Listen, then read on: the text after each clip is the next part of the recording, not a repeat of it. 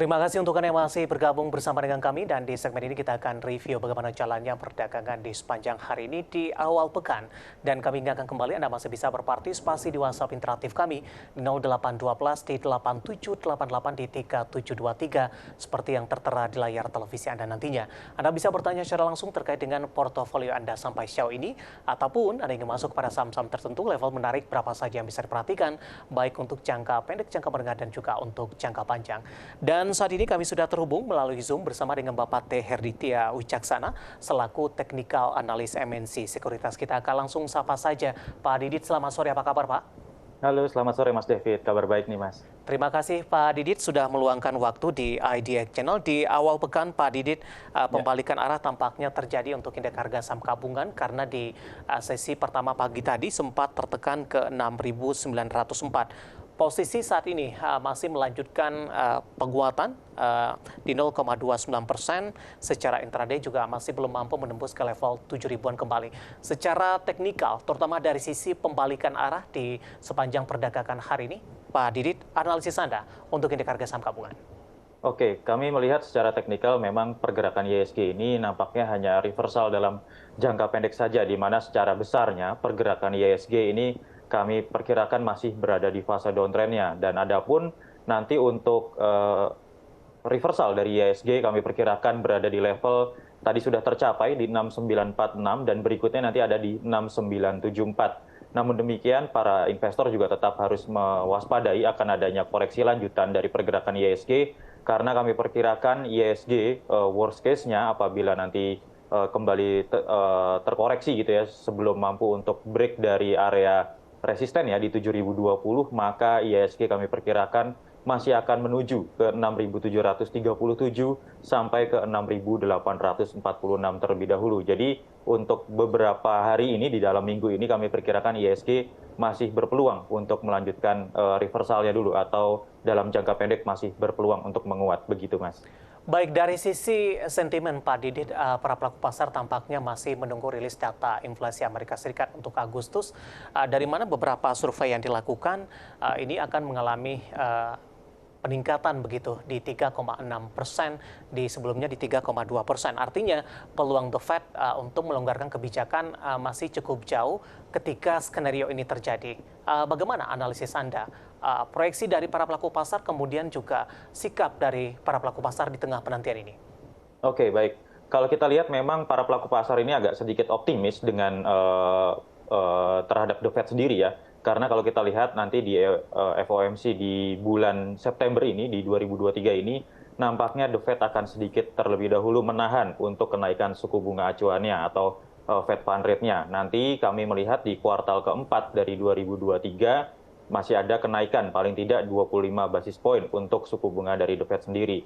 Kita lihat memang dari sisi inflasi ini akan cenderung untuk meningkat, di mana secara konsensus ini akan berada di level 3,6%, di mana hal ini dipengaruhi oleh adanya kenaikan harga komoditas minyak dunia ya, yang kita lihat memang sudah terpantau naik gitu ya, dan hal ini disebabkan karena memang dari Arab Saudi dan dari Rusia sendiri ini masih menahan pasokan minyak dunia, paling tidak nanti di levelnya 1,3 juta barrel per harinya hingga di akhir tahun, di mana hal ini memang akan menimbulkan inflasi yang cukup tinggi dan nanti The Fed paling tidak di kuartal 4 2023 masih akan melanjutkan untuk pengetatan kebijakannya hingga menurunkan tingkat inflasi ke 2%, begitu Mas. Artinya ini skenario kebijakan suku bunga tinggi akan tetap berlanjut ke depannya karena tadi produsen minyak mentah global juga akan memangkas sampai dengan akhir tahun. Ada perubahan skenario tidak Pak dari sisi sikap The Fed ke depannya ketika sebelumnya tampaknya akan terjadi percepatan dalam hal upaya menekan inflasi, tapi dengan kebijakan ini agak sedikit mundur atau sedikit mengulur waktu, Pak Didit? Betul. Ya, kalau kita lihat dari simposium Jackson Hole yang beberapa waktu lalu dilaksanakan, memang dari nada The Fed memang masih agak hawkish ya, tapi Jerome Powell sendiri mengatakan bahwa dalam waktu dekat ini The Fed masih untuk menahan suku bunga acuannya dulu di 5,5%. Namun demikian di akhir 2023 atau nanti bahkan hingga di 2024 ini masih akan ada pengetatan kebijakan moneter di mana hawkish juga The Fed juga masih bernada hawkish ke depannya. Dan kita lihat memang dari Asian Development Bank atau ADB ini juga sudah memperingatkan untuk perbankan di kawasan Asia Timur untuk dapat berhati-hati atau waspada terhadap risiko suku bunga yang lebih tinggi nanti di tahun berikutnya. Karena kalau kita lihat, memang harga minyak masih terlampau tinggi, kemudian inflasi dari Amerika Serikat sendiri masih berada di angka 3%-an. Dan kita lihat juga dari China sendiri, ini ekonominya juga masih cenderung lesu, di mana nanti ada kemungkinan untuk suku bunga pinjaman di China sendiri mungkin agak sedikit diturunkan untuk menggerakkan roda ekonomi, begitu.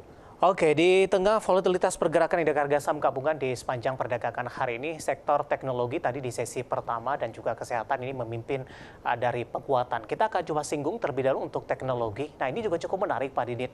Di tengah penguatan dari saham-saham teknologi, Gotoh selaku leader yang ada di sektor ini justru mengalami tekanan yang cukup dalam. Analisis Anda?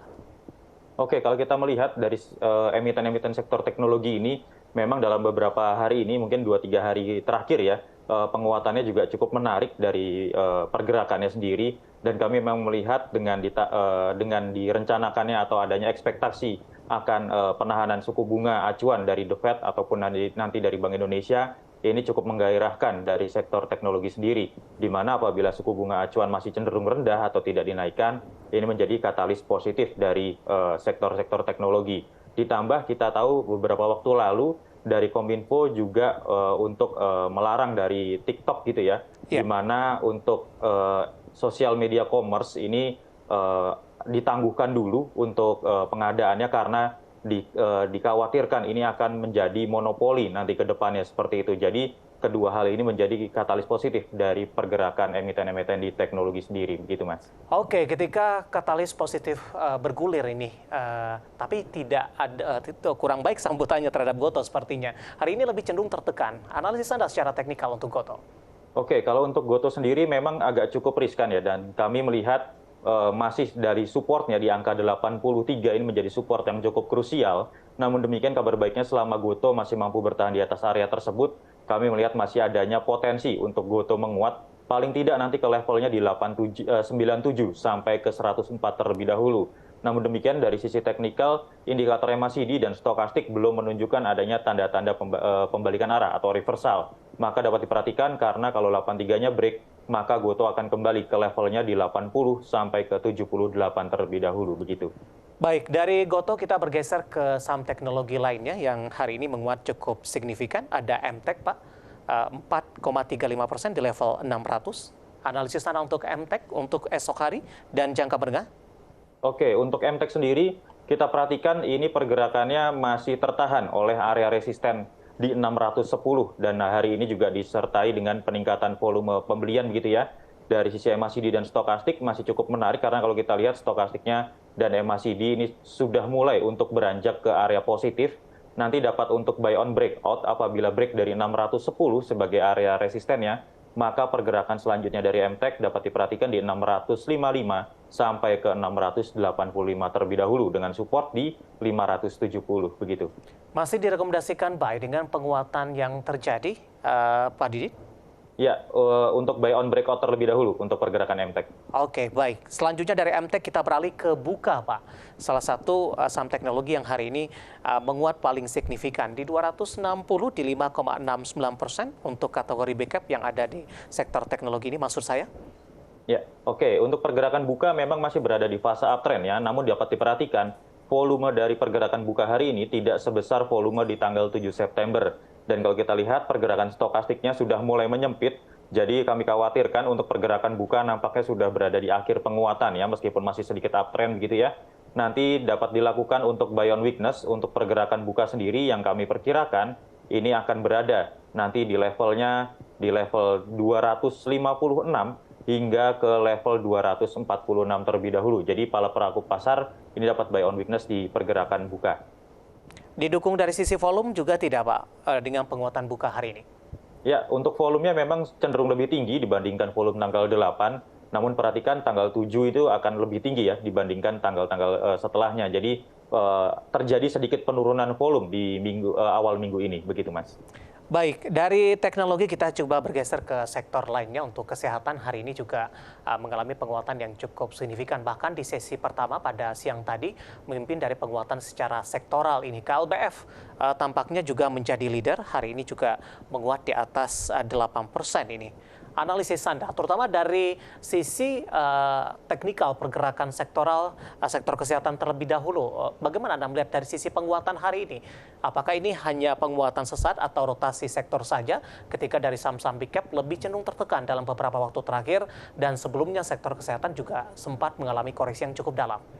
Oke, baik. Kalau dari sisi teknikal, kami mencermati memang selama beberapa hari ini ya, dari tanggal 5 September hingga pergerakan hari ini, pergerakannya masih cenderung untuk menguat dari sektor kesehatan, ditambah apalagi nanti apabila sektor kesehatan atau IDX Healthcare ini mampu berada di atas 1.507 sebagai area resistennya.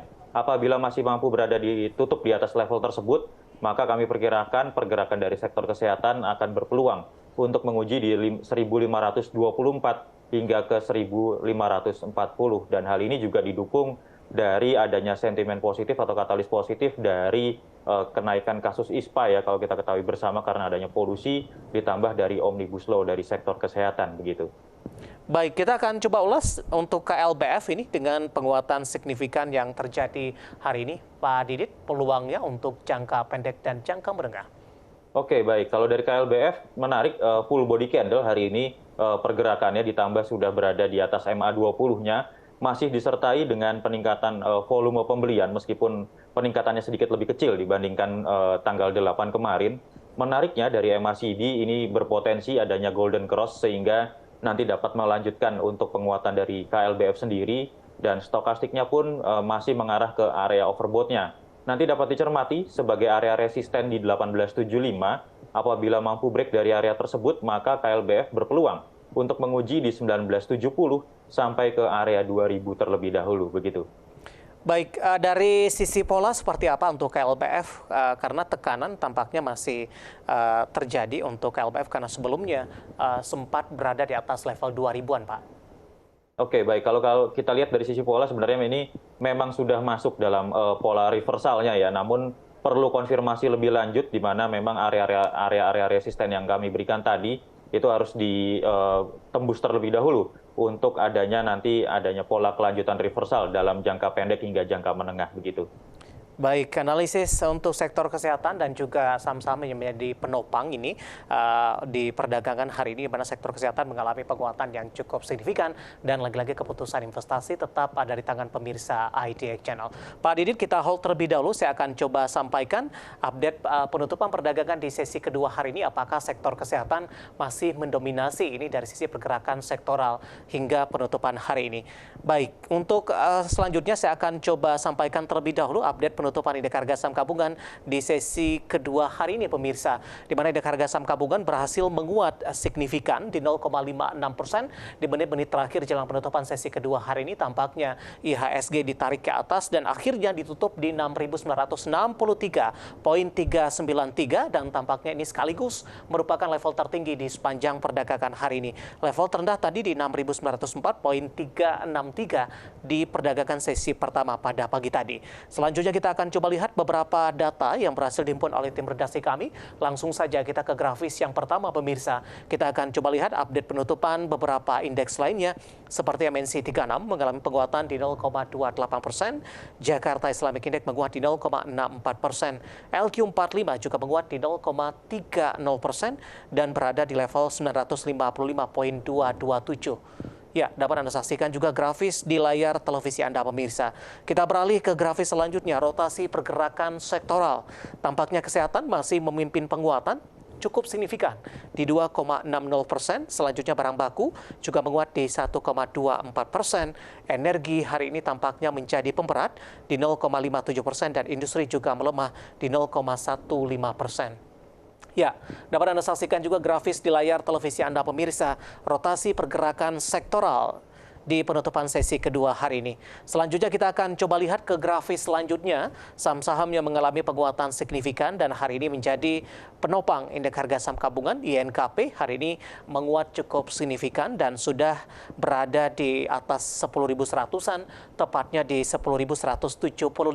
Medco juga menguat di 1.355, buka tadi pun juga sempat kita ulas di 262. Tekim juga menguat seiring penguatan dari INKP menguat di 8.475. Selanjutnya saham-saham yang mengalami tekanan yang cukup dalam yang masuk ke dalam deretan top loser, Aman Mineral hari ini koreksi di 5.500 setelah mengalami perjalanan panjang dengan mengalami penguatan yang cukup signifikan pasca IPO beberapa waktu lalu. Kemudian Gotoh juga ditutup melemah di level 89, PGEO hari ini juga koreksi dalam di 1.170 dan Adaro juga melemah di 2.610. Ke grafis selanjutnya, saham yang mengalami pelemahan yang cukup dalam yang masuk ke dalam deretan top loser. Saya ulangi kembali, ada Aman Mineral, Gotoh, PGEO dan juga Adaro ini. Ya, itu dia saham-saham yang menjadi pemberat, penopang dan juga rotasi pergerakan sektoral dan semoga bisa menjadi salah satu referensi untuk Anda terutama dalam menghadapi perdagangan di keesokan harinya.